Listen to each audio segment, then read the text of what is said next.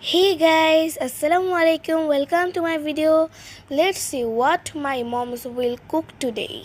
আজকে আমার আম্মু পটল এবং মিষ্টি কুমড়া একটা ভাজা করবে। সো তার জন্য হলুদ, মরিচ এবং ধনিয়ার গুঁড়ো দিয়ে দিবে।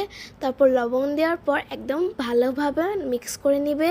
দেন আমার আম্মু রান্না করবে একটা চিংড়ি মাছের আর মিষ্টি কুমড়া তরকারি। তার জন্য তেল দিয়ে দিয়েছে এবং পেঁয়াজ দিয়ে দিয়েছে। ও হ্যাঁ, তার সাথে কিন্তু আমার আম্মু বুটের ডাল দিয়ে গরু মাংসও রান্না করছে। তো এখন আমরা লবণ দেওয়ার পর একদম ভালোভাবে নাড়িয়ে নিব। কিছুক্ষণ নাড়িয়ে নেওয়ার পর এখন আমরা ছোট চিংড়ি মাছ দিয়ে দিব। দেওয়ার পর একদম ভালোভাবে ভেজে নিব। আমাদের চিংড়ি মাছ ভাজা শেষ। এখন আমরা পানি দিয়ে দিব। গাইস, আমরা পানি দিই কেন জানেন? মশলা যদি না পুড়ে যায়। এখন আমরা দিয়ে দিব সামান্য মরিচের গুঁড়া, হলুদের গুঁড়া এবং ধনিয়ার গুঁড়ো। এখন আমরা দিয়ে দিব মিষ্টি কুমড়া। মিষ্টি কুমড়া দেওয়ার পর এখন আমরা ভালোভাবে নাড়িয়ে নিব। গাইস, আমার আম্মু মিষ্টি কুমড়াগুলোকে ভালোভাবে কষিয়ে নেওয়ার পর এখন আমার আম্মু দিয়ে দিবে পানি। গাইস, এখন দিয়ে দেবে কাঁচা মরিচ।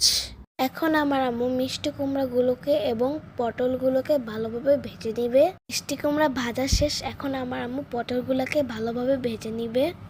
গাইস, আমরা কিন্তু গরু মাংসের মধ্যে বুটের ডালগুলো দিয়ে দিয়েছি। দিয়ে দেওয়ার পর এখন আমরা পানি দিয়ে দিব বয়েলড করার জন্য। এখন আমার আম্মু দিবে পোলাও পাতা আর কাঁচামরিচ। কিছুক্ষণ নাড়িয়ে নিবে। অ্যান্ড গাইস, দেখো আমাদের পটলগুলো ভাজা কিন্তু শেষ। এখানে আমরা মিষ্টি কুমড়া এবং পটলটা ম্যারিনেট করেছিলাম, ওখানে আমরা একটু পেঁয়াজ দিয়ে দিব আর মরিচ দিয়ে দিব। এখন আমরা পটলগুলোকে প্লেটের মধ্যে উঠিয়ে নিব। এখন আমরা সেই পেঁয়াজগুলোকে ভেজে নিব। গাইস, আমাদের পেঁয়াজ ভাজা শেষ। এখন আমরা পটলের আর মিষ্টি কুমড়ার উপর দিয়ে দিব ধনিয়া পাতাও দিয়ে দিব। Thanks for watching this video. Bye guys.